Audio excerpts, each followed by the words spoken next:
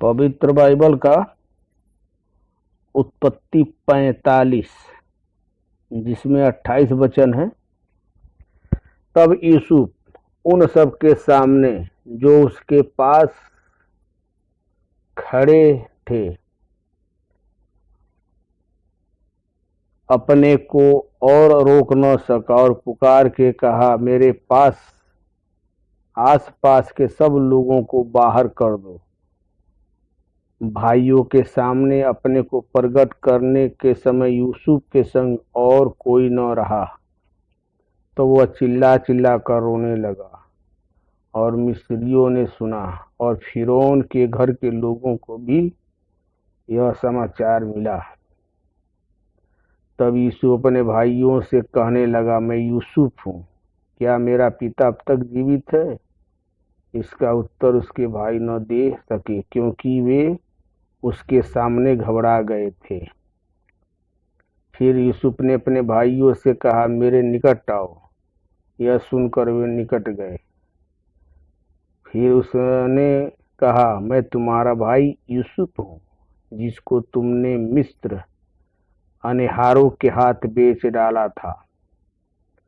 अब तुम लोग मत पछताओ, और तुमने जो मुझे यहाँ बेच डाला इससे उदास मत हो, क्योंकि परमेश्वर ने तुम्हारे प्राणों को बचाने के लिए मुझे आगे भेज दिया है। क्योंकि अब 2 वर्ष से इस देश में अकाल है, और अब 5 वर्ष और ऐसे ही होंगे कि उनमें न तो हल चलेगा और न अन्न काटा जाएगा। सो परमेश्वर ने मुझे तुम्हारे आगे इसलिए भेजा कि तुम पृथ्वी पर जीवित रहो और तुम्हारे प्राणों के बचाने से तुम्हारा वंश बढ़े। इस रीति अब मुझको यहाँ पर भेजने वाले तुम नहीं, परमेश्वर ही ठहरा, और उसी ने मुझे फिरौन का पिता सा और उसके सारे घर का स्वामी और सारे मिस्र देश का प्रभु ठहरा दिया है।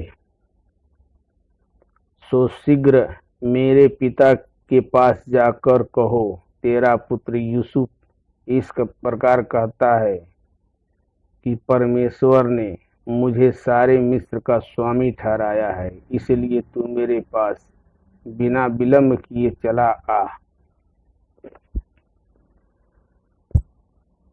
और तेरा निवास गोशेन देश में होगा, और तू बेटे पोतों भेड़ बकरियों गाय बैलों और अपने सब कुछ समेत मेरे निकट रहेगा। और अकाल के जो 5 वर्ष और होंगे उनमें मैं वहीं तेरा पालन पोषण करूँगा। ऐसा न हो कि तू और तेरा घराना वरन जितने तेरे हैं सो भूखे मरे। और तू अपनी आँखों से देखते हो, और मेरा भाई बिन्यामीन भी अपनी आँखों से देखता है कि जो हमसे बातें कर रहा है सो यूसुफ है। और तुम मेरे सब वैभव का जो मिस्र में है और जो कुछ तुमने देखा है उस सब को मेरे पिता से वर्णन करना, और तुरंत मेरे पिता को यहाँ ले आना।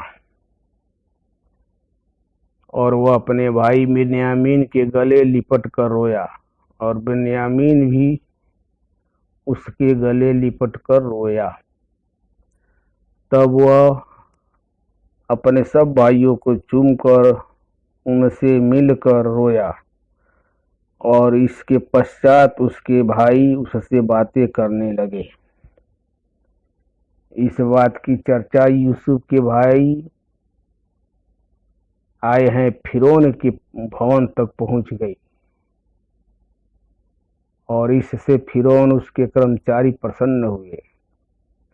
तो फिरौन ने यूसुफ से कहा, अपने भाइयों से कह कि एक काम करे, अपने पशुओं को लाद कर कनान देश में चले जाओ,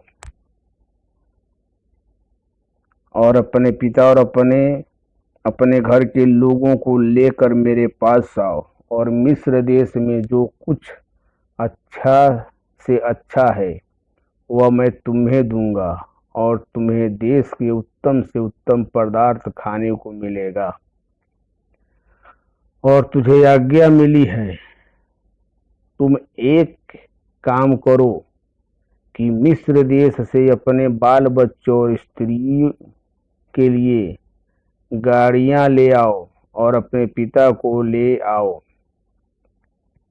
और अपनी सामग्री का मोह न करना, क्योंकि सारे मिस्र देश में जो कुछ अच्छे से अच्छा है सो तुम्हारा है। और इस्राएल के पुत्रों ने वैसा ही किया, और यूसुफ ने मन के फिरौन के मान के उन्हें गाड़ियां दी, और मार्ग के लिए सीधा भी दिया। उनमें से एक एक जन को तो उसने एक एक जोड़ा वस्त्र भी दिया, और बिन्यामीन को 300 रुपये के टुकड़े और 5 जोड़े वस्त्र दिए। और अपने पिता के पास उसने जो भेजा वह यह है, अर्थात मिस्र की अच्छी वस्तुओं से लदे हुए 10 गदहे और अन्न और रोटी, और उसके पिता के मार्ग के लिए भोजन वस्तु से लदी हुई 10 गदहियां। और उसने अपने भाइयों को विदा किया, और वे चल दिए।